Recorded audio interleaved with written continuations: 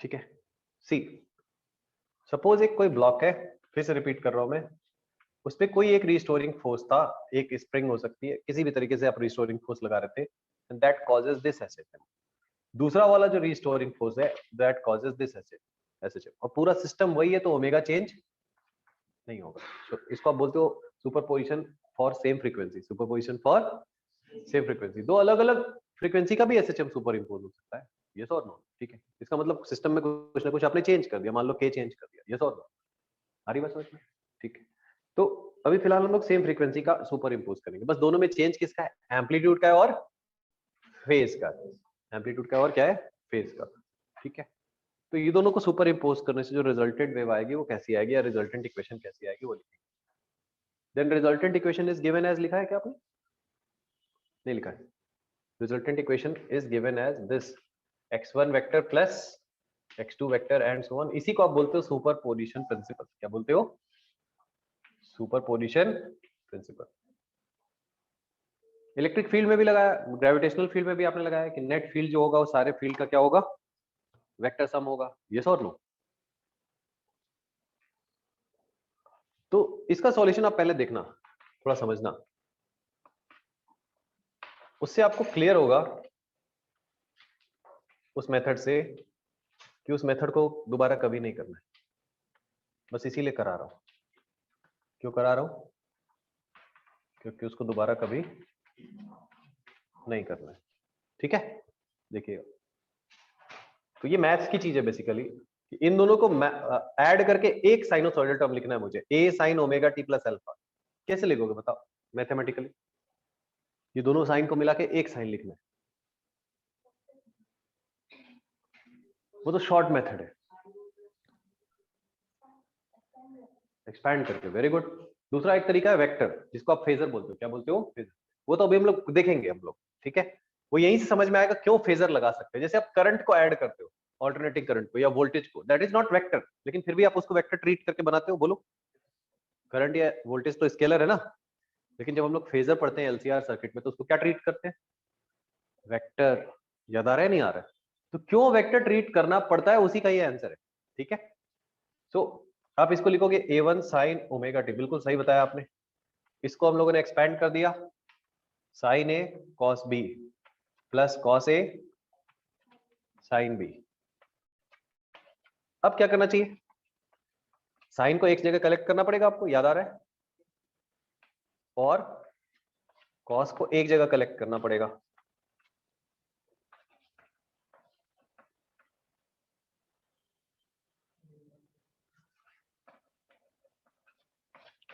तो अगर आपको याद होगा मैथ्स में किसके जैसा टर्म आ गया, ये 3 sine theta plus 4 cos theta के जैसा। समझ में आ रहा है नहीं आ रहा? याद करो, जब ऐसा होता है 3 sine theta plus 4 cos theta, तो क्या करते हैं हम लोग? Root over 3 square plus 4 square से डिवाइड भी करते हैं और मल्टीप्लाई भी करते हैं। बोलिए, वेरी गुड। सो आप लिखोगे इसको, late a1 plus a2 cos five, इसको ले रहा हूं मैं x, वैसे वो एक x ऑलरेडी आपके पास, तो इसको आप a ले लो, और यहां क्या आएगा, a2 sin फाइव को आप ले लो b। ठीक है, तो x को आप क्या लिखोगे, a sin omega t plus b cos omega t. अब आप वो टर्म करते हो यहाँ पे, root over a square plus b square, a upon root over a square plus b square. थोड़ा मैथ्स पढ़ लेते हैं आज, मैथमेटिक्स, और इसमें अभी तक तो आगे ही हूँ, फिजिक्स तो बस यहीं तक, cos ओमेगा टी। ठीक है, अब आप क्या करते हो, इसको एज्यूम करते हो किसी और एंगल का cos करते हो। बोलो, let it be cos alpha, और इसको क्या एज्यूम करते हो, sin alpha, so that it can fit into the formula of what, sin a plus b। बोलिए, so this is a square plus b square sin omega t plus alpha, yes or no? So x, this can be written as a resultant sin omega t plus alpha। तो आपने दो sinusoidal term को add करके एक term बना दिया। बोलिए, note कर लीजिए। ऑनलाइन में भी किसी को भी डाउट होगा आप पूछ सकते हो। तो ये मैथ्स में जैसे आप करते थे root over 3 square plus 4 square को डिवाइड मल्टीप्लाई, वैसे ही।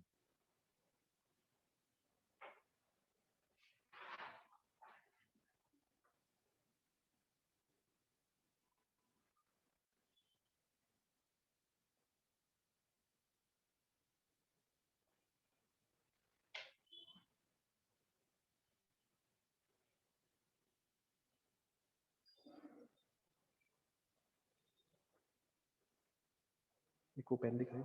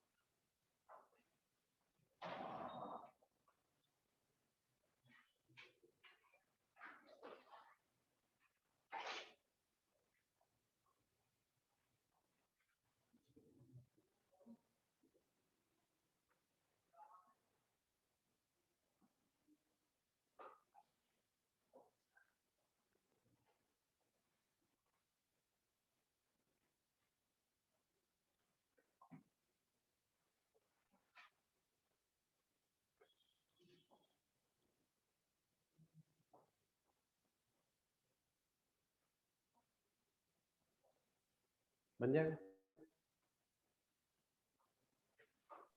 सर लास्ट में क्या लिखे हैं? x equal to A resultant लिखा है। दिस इज ए रिजल्टेंट, है ना, sine omega t plus alpha, A resultant लिखना। Hence the resultant equation is,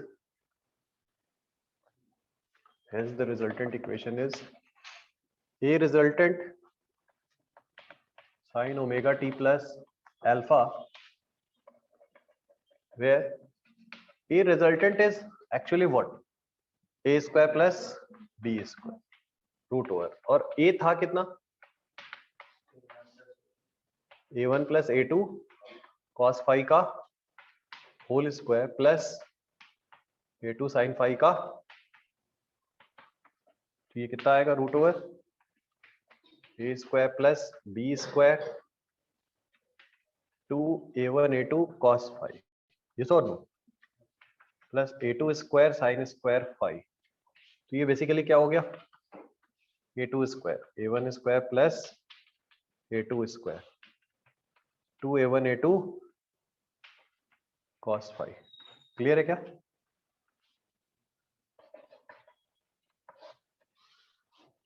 and वो जो अल्फा है, वो अल्फा में आपने cos अल्फा क्या लिखा है, थोड़ा ध्यान से देखो, a upon root over a square plus b square, बोलो।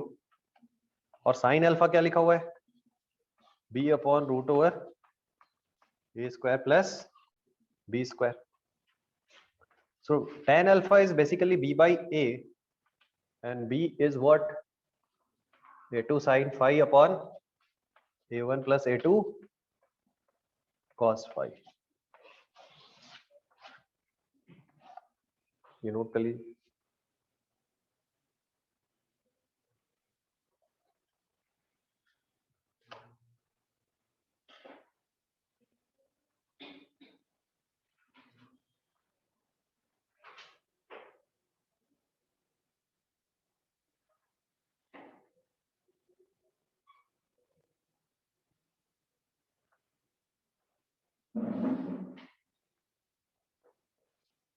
पेन ऐसे पानी होता है?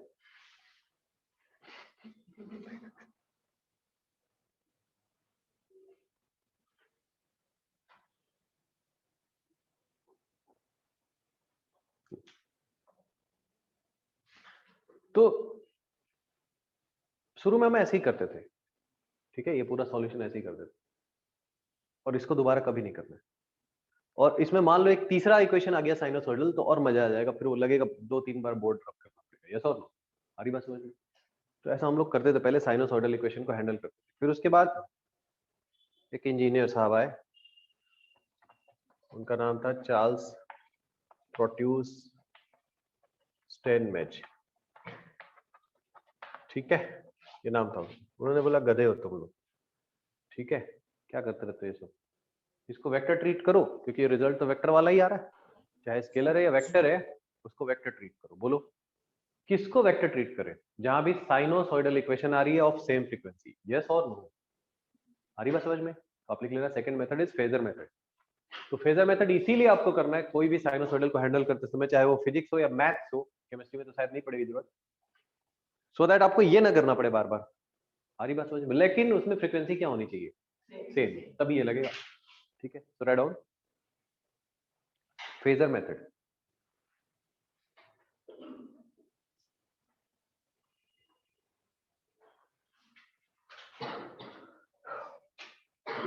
if we treat sinusoidal terms, if we treat sinusoidal terms as vectors, sinusoidal terms as vectors,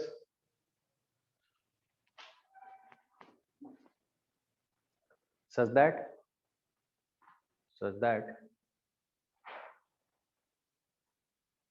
amplitude of SHM is magnitude of vector.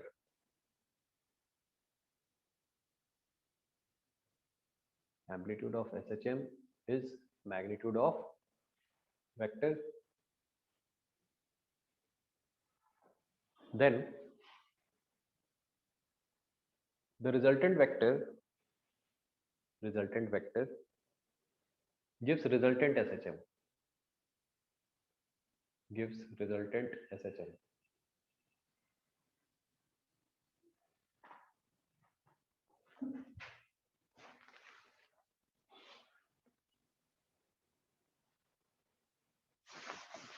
तो इस पूरे को करने का शॉर्ट मेथड बस यही है कि भाई x1 इक्वल टू लिखा हुआ है a1 साइन ओमेगा टी, और x2 इक्वल टू अगर लिखा हुआ है a2 sign omega t plus five, then you will take them as a vector of amplitude a1 and a2, और इसका जो रिजल्टेंट आएगा वो आएगा a. This angle is phi and this angle is alpha. This is the resultant, a resultant. तो आपको निकालना क्या चीज है? दो ही चीजें निकालनी थी। x resultant is what? a resultant sin omega t plus alpha. a resultant और अल्फा दो ही चीजें निकालनी है आपको, बोलो। तो a resultant is what? इसमें आपको कोई नया फॉर्मूला नहीं याद करना है, कोई नया प्रोसेस याद नहीं करना है, बस उसको ट्रीट कर देना है वेक्टर के जैसा। कैसा ट्रीट कर देना है? वेक्टर के जैसा। 2a1a2 cos phi and tan alpha equal to, आपको पता है जब a के साथ एंगल निकालते हो तो ऊपर b आता है, a1 के साथ निकाल रहे हैं तो ऊपर a2 आएगा। बोलो a1 plus a2 cos phi। Clear है क्या? नोट कर लीजिए।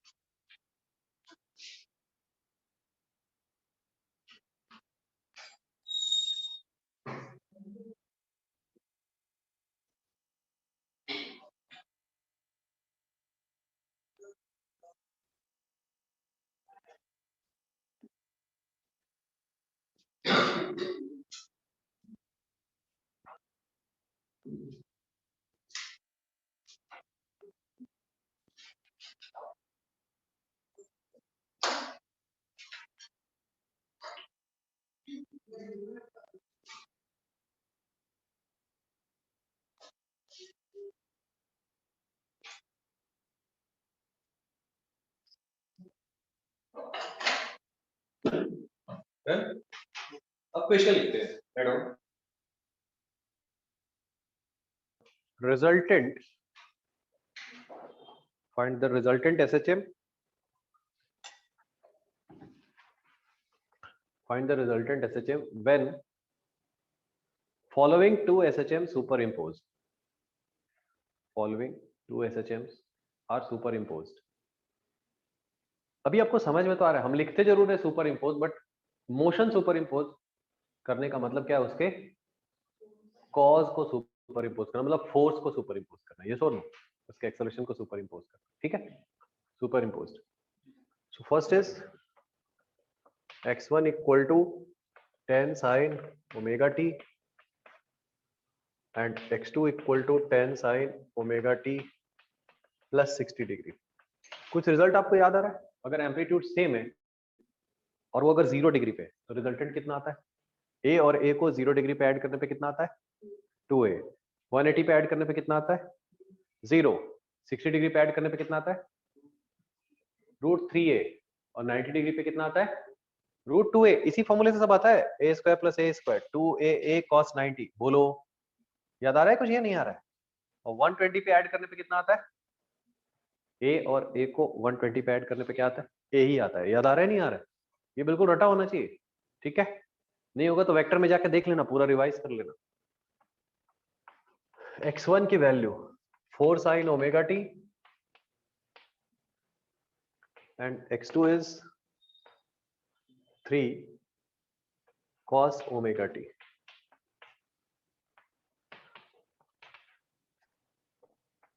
एट sin ओमेगा t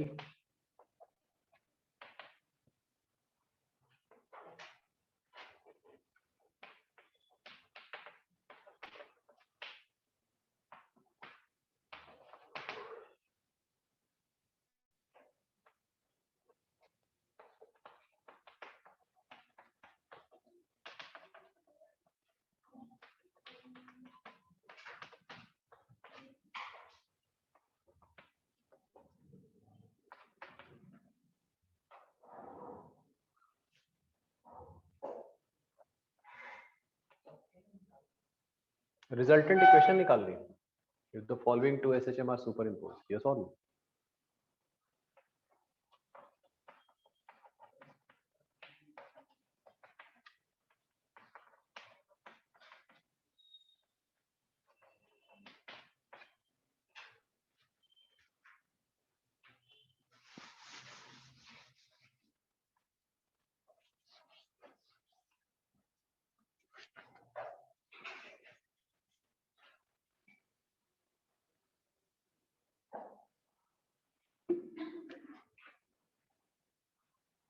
ठीक है, ट्राई।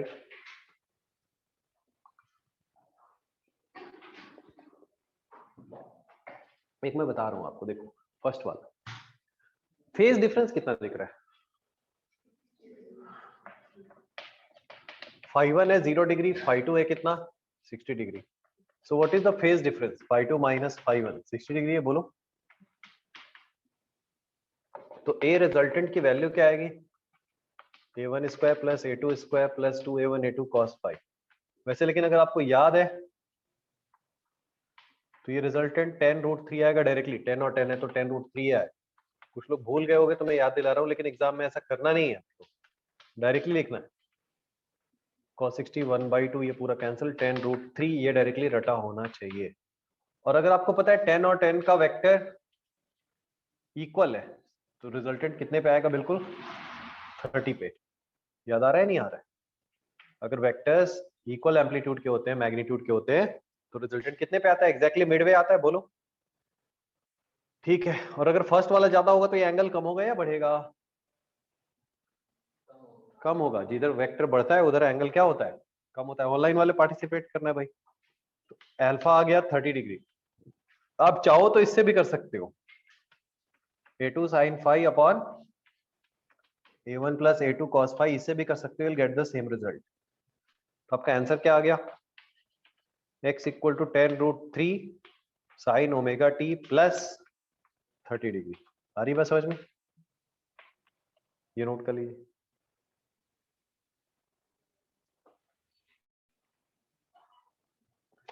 वैसे ये जो डेरिवेशन आपने लिखा ना, ऊपर में लिख लेना super position along same straight line. पहला जैसे ही लिखा था ना आपने, सपोज टू SHM x1 और x2 जो इक्वेशन लिखा था, है ना, लेट x1 और x2 जो लिखा था वहां पे लिख लोगे आप लेट, है ना, super position along same straight line, क्योंकि दोनों के दोनों इक्वेशन आपने x का लिया है। यस और नो?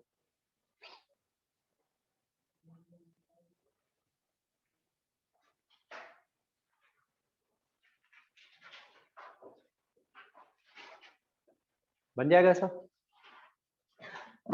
आप लोग बाकी ट्राई करो फिर इसी के जैसे।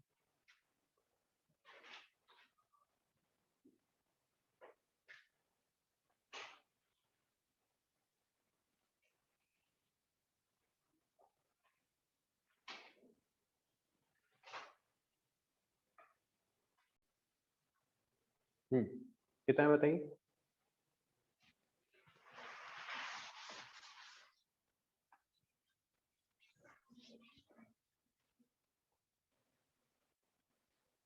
सेकंड का देखो क्या आ रहा है। एम्पलीट्यूड कितना आएगा बताओ? 5, 3 square plus 4 square, because phase is how much? 90 degree. एक साइन का टर्म है और एक कॉस का है, तो आप x2 को ऐसा लिख सकते हो बच्चों, है ना, 3 sign omega t plus 90 degree. बोलिए 90 माइनस ओमेगा टी क्यों नहीं लिख सकते? जनरली हमारी आदत होती है ना cos थीटा को sin 90 माइनस थीटा लिखने की। बोलिए ऐसा क्यों नहीं लिखते हैं? 90 प्लस साइन ओमेगा टी, ऐसे 90 प्लस क्यों लिखते हैं? हाँ वो माइनस ओमेगा टी हो जाएगा, फिर आप कंपेयर ही नहीं कर पाओगे, उसमें से उसको सब्ट्रैक्ट करोगे तो 2 ओमेगा टी आ जाएगा। बोलो ठीक है, ऐसा लिख दिया आपने 90 माइनस ओमेगा टी, उसमें से दूसरे वाले को सब्ट्रैक्ट कर दिया, 2 ओमेगा टी आ जाए, तो टाइम के साथ चेंज होता रहे। बोलो, तो ओमेगा टी से कंपेयर करने के लिए आप ओमेगा टी प्लस 90 लिखते हो। तो 3 स्क्वायर प्लस 4 स्क्वायर आगे आप लिखोगे भी तो cos 90 क्या हो जाएगा बताओ? 0। और ये आपको वैसे भी पता है कि 3 और 4 का पाइथागोरियन ट्रिपलेट से रिजल्टेंट कितना आएगा? बोलो 5 आएगा या नहीं आएगा? और 5 कितना है बताओ, या अल्फा कितना आया? tan अल्फा इज 4/3, तो अल्फा आ गया 53 डिग्री। बोलो ये 4 है ये 3 है, ठीक है, 3/4, क्योंकि आप जो एंगल बता रहे हो that is with first vector, क्योंकि फर्स्ट का फेज 0 लिया आपने। फर्स्ट का फेज क्या लिया है? वो 53 रॉन्ग नहीं था, बट वो 90 वाले से फेज आ रहा था, तो 90 माइनस 53 करने से ज्यादा अच्छा है कि आप इसको 37 करो, तो x की वैल्यू आएगी 5 साइन ओमेगा टी प्लस 37। पहले एक बात बताओ, इस पे कितने लोग को 100% समझ में आया? फिर ही आगे बढ़ेंगे, तभी बन जाएगा। वेरी गुड, ये ड्रॉपर स्टूडेंट है। कॉस को साइन में कर रही है तो समझ में नहीं आया है। Cos theta equal to sine 90 plus theta लिखा ना, थीटा प्लस 90, 90 माइनस थीटा भी लिख सकते थे, लेकिन ऐसे लिखेंगे बेटा तो ये थीटा थीटा कैंसिल कैसे होगा? ठीक है, इसके फेज से इसका फेज कंपेयर करना है, यहाँ साइन ओमेगा टी है, तो अगर उसको इस फॉर्म में लाना है आपको, ऐसा साइन ओमेगा टी प्लस 60 इस फॉर्म में लाना है, तो कैसे आएगा वो? साइन ओमेगा टी प्लस 90 करना पड़ेगा, और कोई रास्ता है? 90 प्लस करने से नेगेटिव कहाँ आएगा?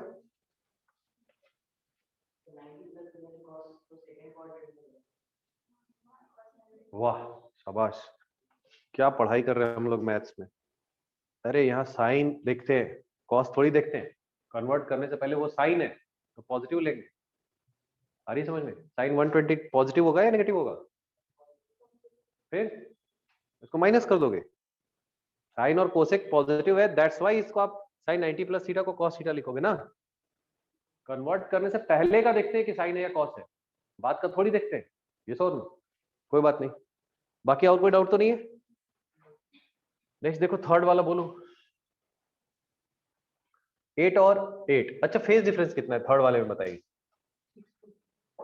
वेरी गुड, आप इसको लिखोगे 8 साइन ओमेगा टी। थोड़ा आराम से समझो, ड्यू टू कॉस ये 90 डिग्री से आगे था, ड्यू टू कॉस आप उसमें प्लस 90 करोगे, बट वहां पे क्या है? -30 है। क्या है बोलो?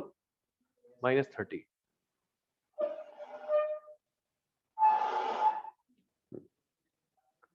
ठीक है, तो इसका मतलब ये क्या लिख सकते हो आप इसको, 8 sin 90 plus omega T minus 30। बताइए कितना आया इसका, सब लोग बताओ। 8 और 8 को 60 डिग्री पे ऐड करेंगे तो क्या आएगा, 8√3 साइन कितने एंगल पे आएगा बताओ, 30। तो इक्वल एम्पलीट्यूड जब भी होता है तो बीच में आता है बिल्कुल रिजल्टेंट। बोलिए, और अगर आपको ऐसे डायरेक्टली करने नहीं आ रहे तो पूरा डिटेल स्टेप यहाँ लिखा है मैंने पहले वाले, √a² plus b² plus 2ab cos theta ऐसा लगाओ, tan थीटा को ये फॉर्मूले से लगाओ।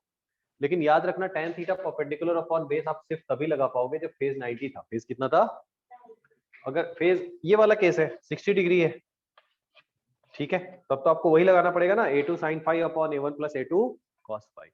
अगर एम्पलीट्यूड इक्वल है तो वो बीच में आता है। कितना पक्का है कि अगर एम्पलीट्यूड अगर इक्वल है तो रिजल्टेंट कितने एंगल पे आएगा, 30 डिग्री पे, हाफ पे आएगा। याद आ रहा है नहीं आ रहा, एक आदमी इधर इसको खींच रहा है 8 न्यूटन से, एक उधर खींच रहा है 8 न्यूटन से, तो बीच में जाएगा ना एग्जैक्टली। बोलते नहीं यार तुम लोग, हाँ।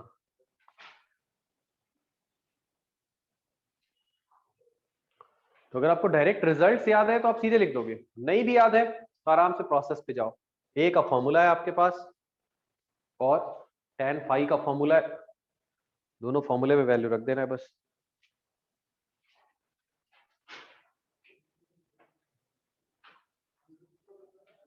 ठीक है, नेक्स्ट वाले में कितना फेज डिफरेंस दिख रहा है, ऑनलाइन वाले बताओ भाई, गणेश सौरभ कितना है बेटा,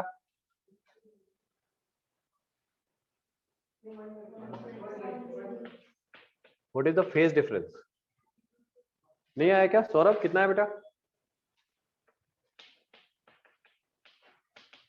ऑनलाइन वाले कनेक्टेड नहीं है क्या, आवाज आ रही है,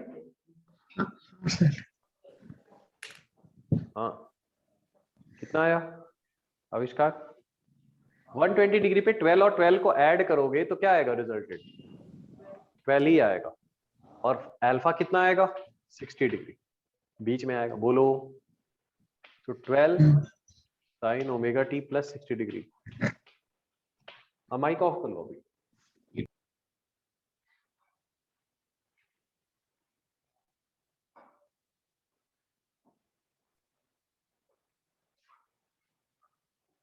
नेक्स्ट, इसमें कहीं डाउट है तो आप पूछो, क्योंकि आपको पता है ये वेव में भी यूज होगा, ऑल्टरनेटिंग करंट में भी यूज होगा, लाइट वेव में भी यूज होगा, बार बार ये आएगा ही आएगा कि दो साइनोसॉइडल टर्म को हमको ऐड करके वन कैसे लिखना है, वो प्योर मैथ्स है। अपने वेक्टर में भी ऐसे ही किया है, वहां आप लिखते थे find the magnitude of the resultant and also the direction of the resultant vector, ऐसे लिखते थे आप वेक्टर चैप्टर में।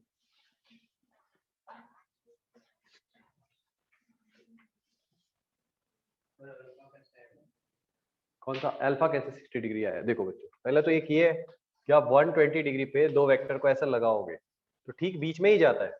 एक बॉक्स है, इसको एक आदमी इधर खींच रहा है और इसको एक आदमी इधर खींच रहा है, अगर ये दोनों फोर्सेस इक्वल है तो ये बीच में जाएगा एग्जैक्टली। इसका फोर्स बढ़ा दिया तो इधर जाएगा, उसका फोर्स बढ़ा दिया तो इधर जाएगा। ये सो दूसरा, ये तो एक कॉमन लॉजिक से आप बता सकते हो कि अगर ये 12 और 12 है तो बीच में ही आएगा 60 डिग्री पे।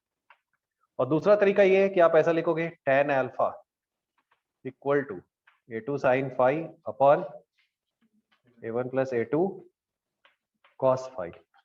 सो a2 sin phi का मतलब क्या है, 12 sin 120 degree upon 12 plus 12 cos 120 degree.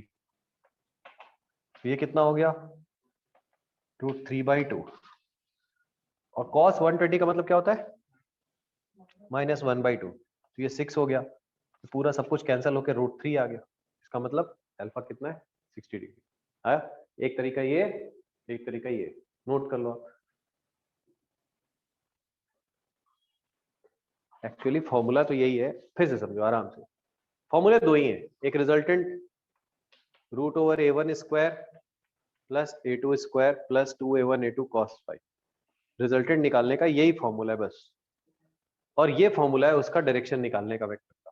But कुछ केसेस में ये इजी रिजल्ट देता है जो अपने हम लोगों ने रट दिया है, इसीलिए हम लोग इसको फटाफट कर रहे थे, और वही वाले केसेस मैंने लिए ताकि आपका रिवाइज हो जाए। और वो केसेस है 0 डिग्री जिसमें a और a क्या हो जाता है 2a, 180 डिग्री जिसमें a और a क्या हो जाता है 0, 90 डिग्री में ए और ए √2a हो जाता है, 60 डिग्री में √3a हो जाता है और 120 में a हो जाता है। और इन सारे केसेस में, सुनो इधर, इन सारे केसेस में अगर मैग्नीट्यूड सेम है दोनों का तो रिजल्टेंट एग्जैक्टली बीच में आता है, हाफ एंगल पे आता है। ये तो आया तो यहीं से है, बट वो कुछ स्टैंडर्ड केसेस हम लोगों ने लर्न कर दिया, इसलिए फटाफट। ठीक है, हाँ कोई डाउट तो बताओ, नोट कर लो।